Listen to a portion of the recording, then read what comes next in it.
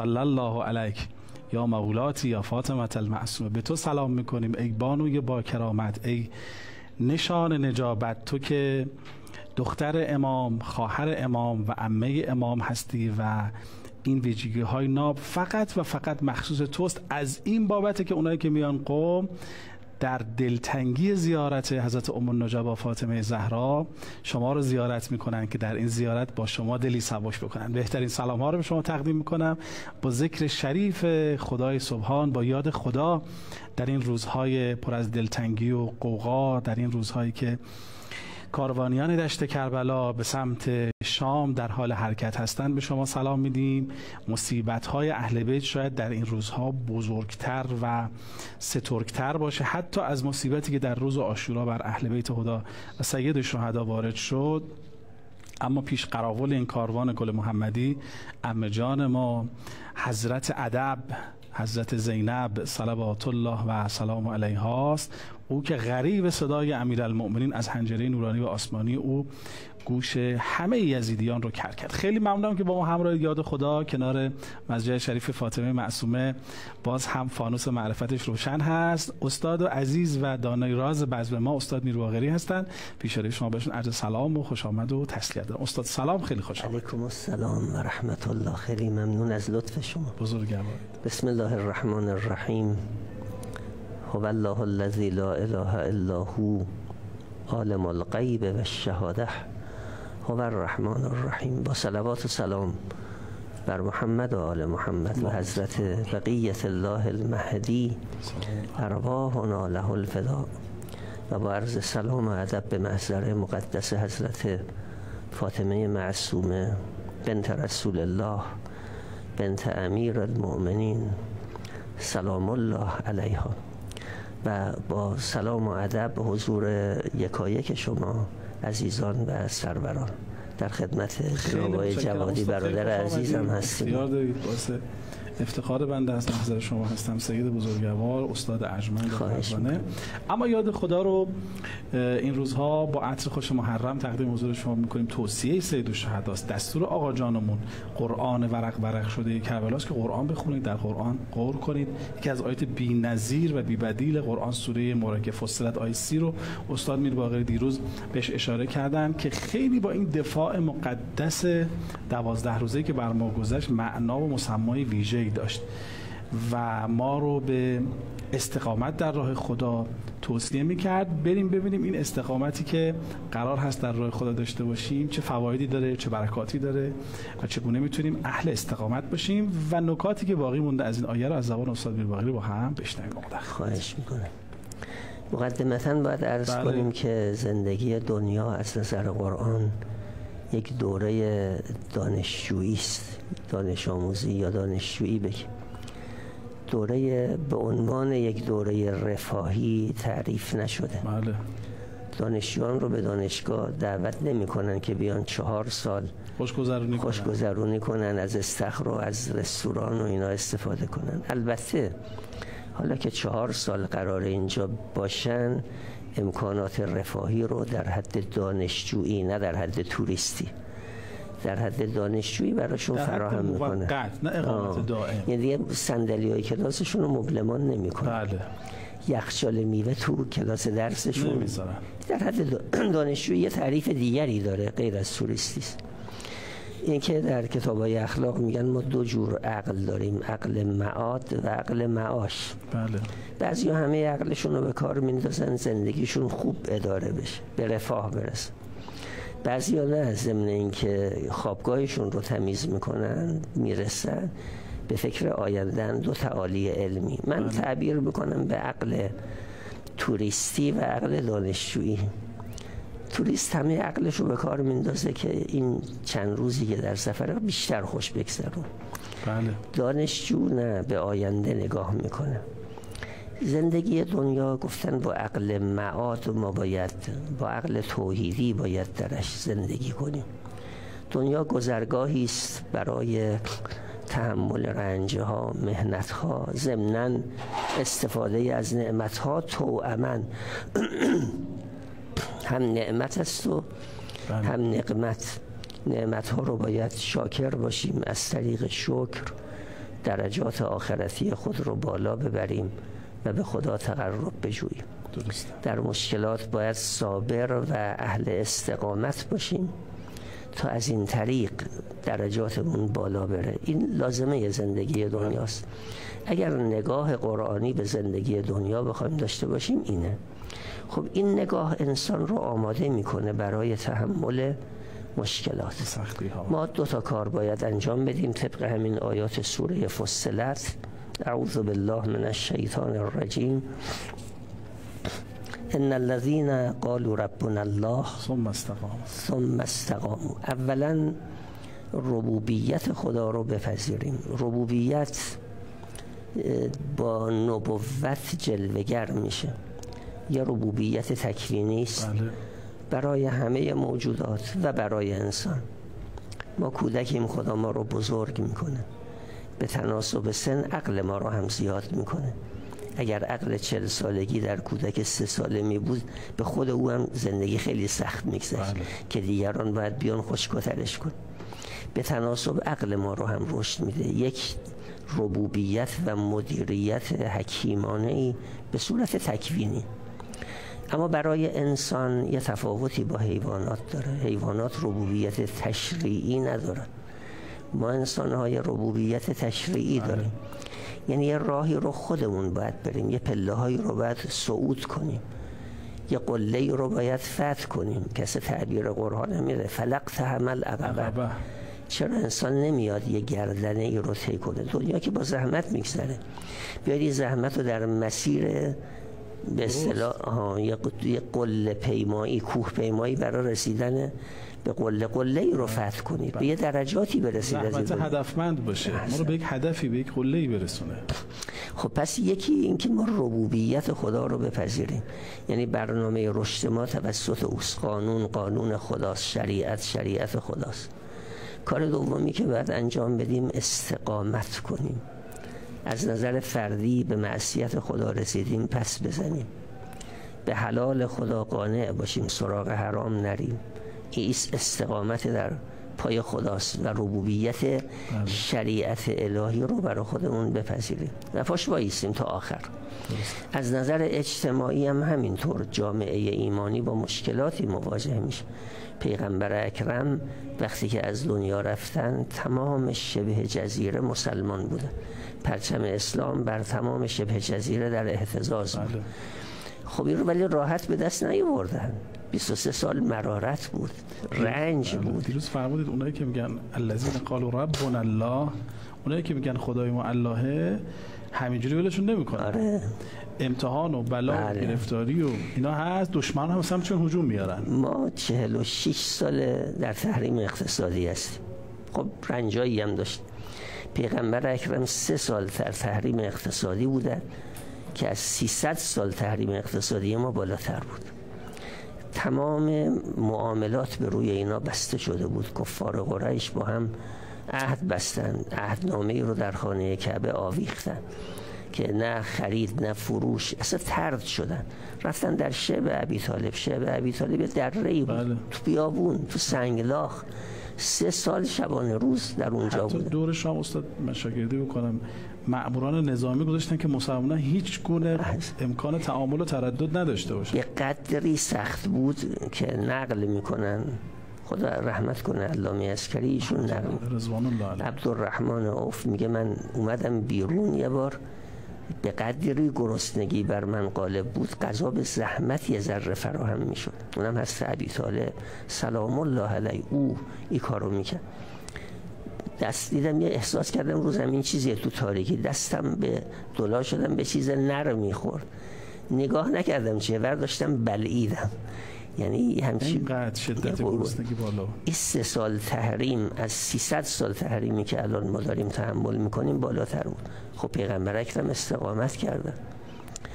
اگر کسی هدف بلندی داره در مسیر هدف بلند باید هزینه رو بپذیره، هزینه کردن رو. ولی اجری که خداوند بر این سختی ها و بر این استقامت ها میده بسیار فوق العاده است. حالا اگر امروز فرصت کنیم یه نگاهی به تحلیل قرآن بعد از جنگ احد عرضه میکنیم که قرآن چجوری تحلیل میکنه که این رنج ها، این مرارت ها برای شما چقدر مفیده، چه مقاماتی در پی این مشکلات وجود داره. بعد ما اگر هدفی رو میخوایم دنبال کنیم، گفتیم رب ما خداست، باید پاش وایسیم. ان الذين قالوا ربنا الله ثم استقاموا تتنزل علیهم الملائکه، فرشتگان بر اینها نازل میشوند الا تخافوا ولا تحزنوا، آرامش به اینا میدن. هم به صورت فردی واقعا اینطوریه، تجربه هم همینه، هم جامعه ایمانی رو به آرامش میرسونن که تو این جنگ 12 روزه کاملا دیدیم عنایت خدا رو که ملت ما اصلا هیچ رعب و ترسی تو دلشون نیفتاد. الله تخافوا ولا تحزنوا. بله استاد میرواقی شاگردی کردیم از شما، آموختیم نتیجه استقامت عزت است. بله. و نتیجه عدم استقامت ذلت و خاری. همین چیزی که الان تو سوریه داریم میبینیم. بله. اونایی که جلوی غیر خدا یعنی اربابانشون امریکا و اسرائیل سرخم کردن، خفت رو پذیرفتن، نه تنها امنیت پیدا نکردن بلکه همونها بهشون تاختن و الان سوریه رو می‌بینیم که زیر بمباران همون اربابانشون هست. خیلی متشکرم. اجازه بدید بخش رو هم ببینیم و بریم بخش بعدی رو با موضوع جدید آغاز بکنیم. خیلی ممنونم که با ما همراه این یاد خداست. تقدیم حضور شما میشه. کجاییم؟ حرم فاطمه معصومه عمه جانمون که سلام خاکیان و درود افلاکیان بر او باد. اونایی که دوست دارن در موکب حضرت فاطمه معصومه خدمت بکنن در ایام 40 عمود 1080، خیلی رقمش هم به قول معروف ساده است، 1080 تو مسیر که رفتید اونجا میشه موکب حضرت فاطمه معصومه. میتونید مشارکت بکنید، میتونید کمک بکنید، میتونید کمک مالی بکنید، خدمت رسانی بکنید، خادم اونجا باشید. چیکار بکنیم این اتفاق بیفته؟ به 301122 عدد 22 رو بفرستید. دوستان خودم شما رو راهنمایی میکنن. ان شاء الله هممون توفیق خدمت به سید الشهدا رو پیدا بکنیم در ایام 40 و البته زیارت این آقای بزرگوار. بفرمایید.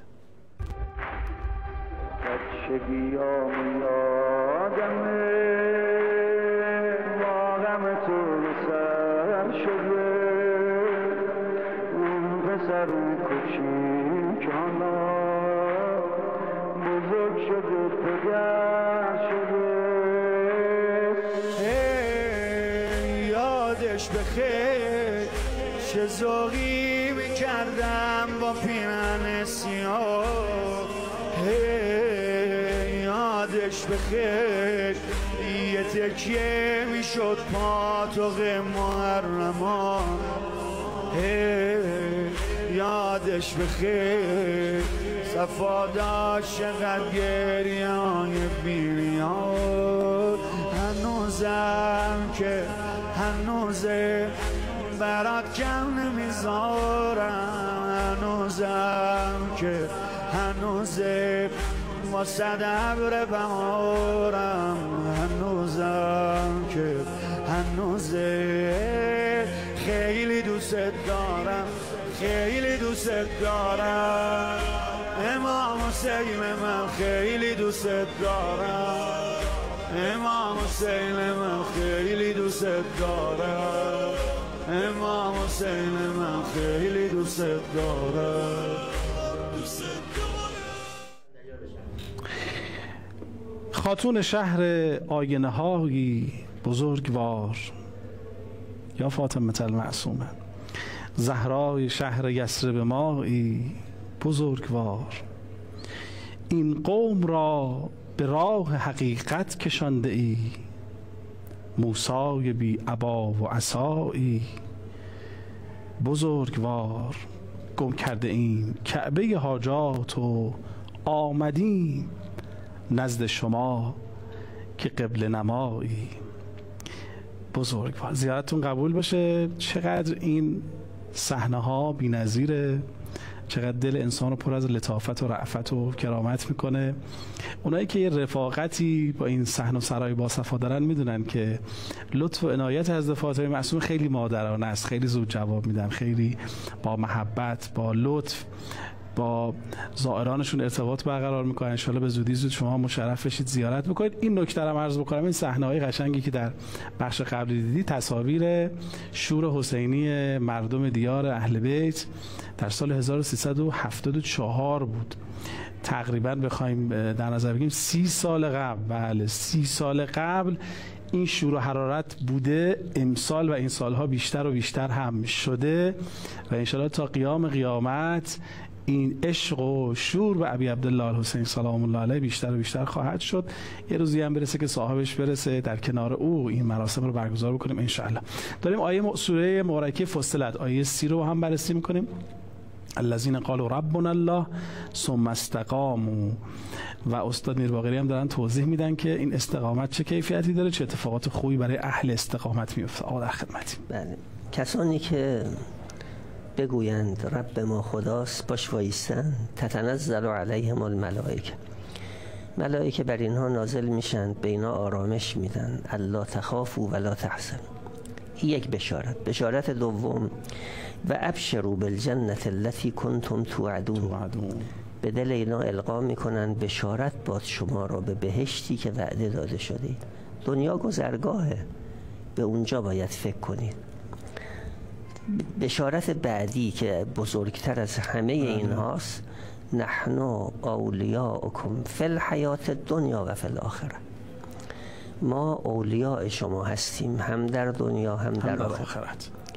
ولایت ظاهری به جای خود، یه ولایت باطنی خدای تعالی داره و این ولایت رو به ولی خودش امام زمان میسپاره. ما دست ولایت رو سر شما میذاریم، شما پای خدا وایستید. این مسئله هم فردی درش صدق میکنه هم اجتماعی. الان دست ولایت امام زمان انشاءالله بر جامعه ما و بر سر رهبر ماست که او داره یک مسیر الهی رو رهبری میکنه. دست امام زمان ما یقین داریم حمایت میکنه و از ملت و امت ما که در برابر ظلم ایستادند. و نحن اولیاءکم فی الحیات الدنیا و فی الاخره و لکم فیها، و در روز زندگی آخرت برای شما خواهد بود ما تشتهی انفسکم، هر چی که تمایل داشته باشید اشتها بکنید. یه تفاوتی است بین دنیا و آخرت. در دنیا به ما میگن همه چیز به شما نمیدن، قرار نیست دنیا به کام بگرده، یه مقداریش میشه یه مقداریش نمیشه، قانع باشید. اگر کسی در دنیا قانع نباشه همیشه گرسنه خواهد بود، همیشه حریص خواهد بود، به رضایت نمیرسه. قنا در قناعت، این مال دنیاست. بنا نیست همه چیز رو به شما بدن، هر چی دلتون میخواد. به اون مقداری که خدا داده راضی باشید، به اون مقداری که از زحماتی در مسیر حلال به دست میارید راضی باشید. یه تعامله، میگن شما اینجا به رضای خدا راضی باشید، در بهشت خدا به رضای شما عمل میکنه، هر چه بخواید در اختیارتون میگذاره. آیا این معامله صرف میکنه یا نمیکنه؟ ولکم فیها ما تشتهی انفسکم ولکم فیها ما تدعون، هر چه بخواهید در اختیارتون میذاره، هر چه طلب بکنید بهتون میده. به نظر من این از بزرگترین توصیفات بهشته که 2-3 جا قرآن این وصفو داره. چون خواسته انسان حد یقف نداره. وقتی رو پله اوله یه مثلثی رو میبینه، مثلا پله 1 متر در 10 متر، نصف مثلث پره نصفش خالیه. بیاد رو پله 10 متر در 100 متر محل دید او میشه، نصفش پره نصفش باز خالیه. دنیا اینجوریه، مقدار پرش خیلی بیشتر از قبله ولی مقدار خالی هم خیلی بیشتر از قبله. چون هرچی انسان بالا میره یه افقهای تازه‌ای در خواسته های او پیدا میشه، یه هوس‌های جدیدی. ولی تو دنیا میگن باید کنترل کنه، در بهشت میگن اینطور نیست، هر چه درخواست کنید خیلیه. ولکم فیها ما تشتهی انفسکم ولکم فیها ما تدعون نزلا من غفور رحیم. اینجا یه میهمان سرایی است از ناحیه خدای آمرزنده غفور الرحیم. الله اکبر. این نتیجه استقامت. در دنیا آرامش، اونی که استقامت نداره میترسه گاهی چه خواهد شد. او که در مسیر خدا استقامت داره میگه هرچی بشه. قل هل تربصون بنا الا احدى الحسنین، در سوره توبه است. شما چی درباره ما انتظار میکشید؟ به مسلمانان میگه به دشمنتون بگی. اگر شهید بشیم خوبه، این به مقام میرسه. پیروز شد. اگر پیروز بشیم بازم پیروزیه. یعنی ما هر طرف قضیه برامون شیرینه. چرا؟ چون ما در راه خداییم. احسن، ما در راه خدا استقامت میکنیم. و نحن نتربص بکم، ما برای شما چه انتظاری داریم؟ که انتظار عذاب خدا، یا به دست ما یا خدا شما رو عذاب میکنه. حالا پیروزم بشید، پشت سرش عذاب، شکستم بخورید، هم عذاب دنیاست هم عذاب آخرت. که البته ما انشاءالله امیدواریم. حتی آقا تو فرمایش دیروز فرمودن که یقینا ما پیروز میشیم، ایران پیروز میشه، ایران اسلامی پیروز میشه. آیه رو خوندن ان معی ربی سیهدین. بله، خدا با ماست، هدایتمون میکنه، کمکمون میکنه، قطعا ما رو پیروز خواهد کرد. همینطور انشاءالله. یعنی ما هم به لحاظ دنیا در آرامش قرار میگیریم اگر اهل استقامت باشیم. یادمه که در شهادت مرحوم استاد مطهری رحمت الله علیه امام خیلی با آرامش صحبت کردن و بعد فرمودن که عزیزان من از مرگ نترسید. یه القاء شهادت طلبی، روحیه امید. خب ما دیدیم جوانمون چجوری نمیترسیدن از مرگ و میرفتن سراغ شهادت. خدا همشون رو، مقاماتشون رو متعالی کن. به هر حال این بحثی که قرآن کریم مطرح میکنه هم نتیجه دنیایی داره، استقامت در راه خدا. ما یک بار که یک ترک گناه کنیم یه نورانیت به ما میدن، یه درجه ما رو بالا میبرن، وایستیم پای خدا، پای احکام خدا، پای حلال و حرام. این نور رو از دست ندید. این نور رو از و بعدم در دنیا هم انسان رو به آرامش و موفقیت میرسونه. در این زمینه استقامت قرآن بحثای مفصلی داره در سوره آل عمران. بله. میدونیم پیغمبر اکرم 3 جنگ بزرگ داشتن در مدینه.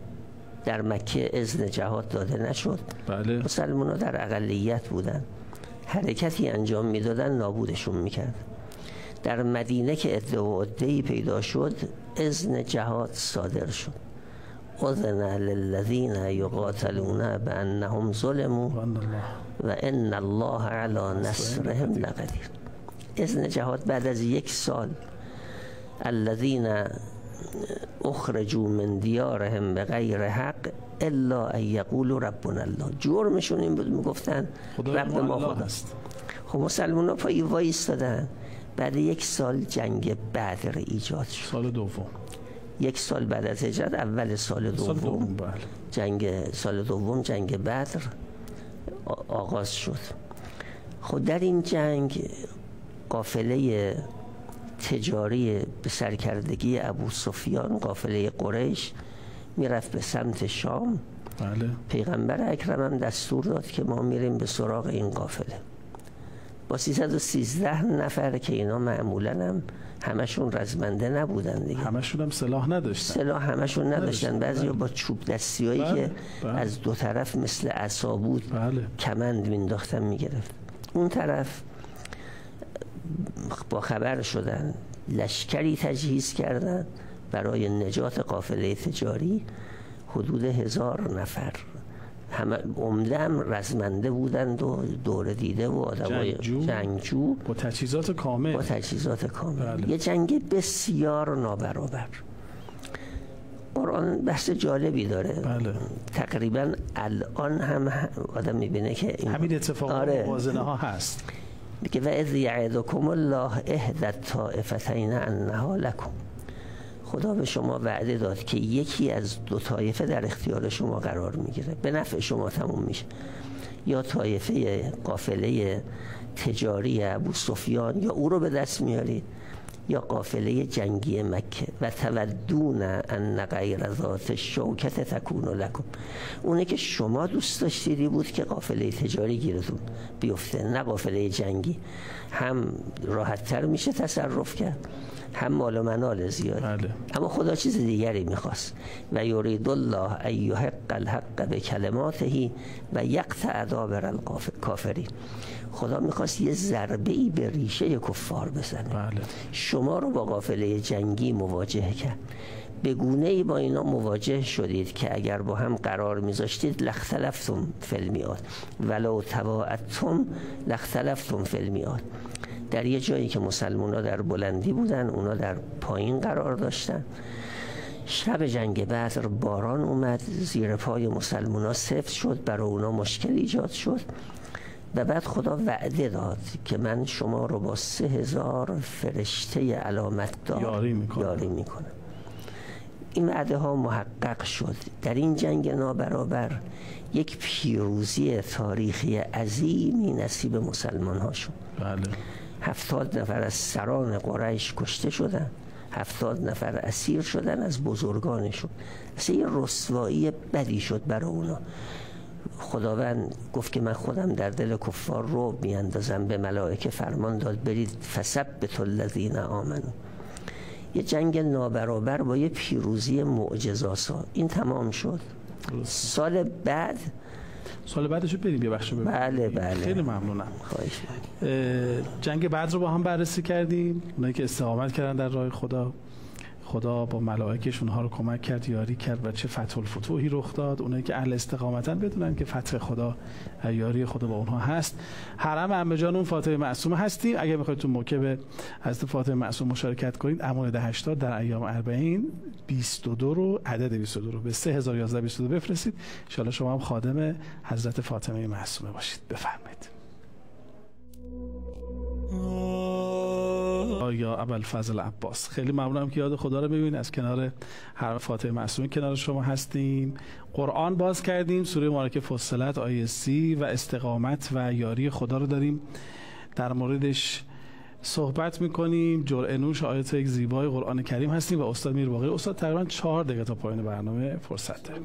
مقدمه میگه من می‌خواستم آیات سوره آل عمران که قرآن جنگ احد رو تحلیل میکنه عرض کنم.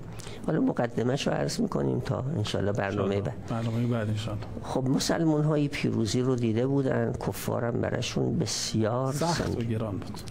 اینا تمام قواشون رو تجهیز کردن. سال بعد با یه لشکر 3000 نفری اومدن به سوی مدینه. ماجرای جنگ احد پیش اومد. بله. در جنگ احد یه مقداری مسلمان ها بر حسب ظاهر شکست خوردن. کفاری پیروزی نسبی به دست آوردن، نه پیروزی کامل. البته در آغاز جنگ با برنامه‌ای که پیغمبر اکرم تدوین کرده بودن مسلمان ها پیروز شدن، ولی وقتی که فرمان پیغمبر رو نادیده گرفتن، تنگه‌ای که حضرت فرموده بود از اینجا شما تکون نخورید، او رو از دست دادن، صحنه جنگ برعکس شد. از آیات 139 سوره آل عمران قرآن وارد تحلیل جنگ احد میشه. بله. و به مسلمان ها دلداری میده. بحثای مفصلی داره. میفرماد که چند تا نکته داره. یه نکتهش اینه که یمسسکم قرحون فقط مس القوم قرحون مثله. اگر شما امسال صدمه ای دیدید، سال گذشته دشمنتون صدمه دید. در جای دیگری میفرماد که ان تکونوا تعلمون فانهم یعلمون کما تعلمون و ترجون من الله ما لا یرجون. اگر شما رنج بردید، اذیت میشید، خود دشمنتون هم اذیت میشه، اما شما یه امیدی به خدا دارید که اونا ندارن. بحث رو ادامه میده، نکات فراوانی که خب فرصت نیست تا میرسه به آیه 169. فرمود ولا تحسبن الذين قتلوا في سبيل الله اموات بل احیاء عند ربهم یرزقون. فکر نکنید اینا میتن. عموم مردم بعد از مرگ میت میشن. ثم انکم بعد ذلک لمیتون.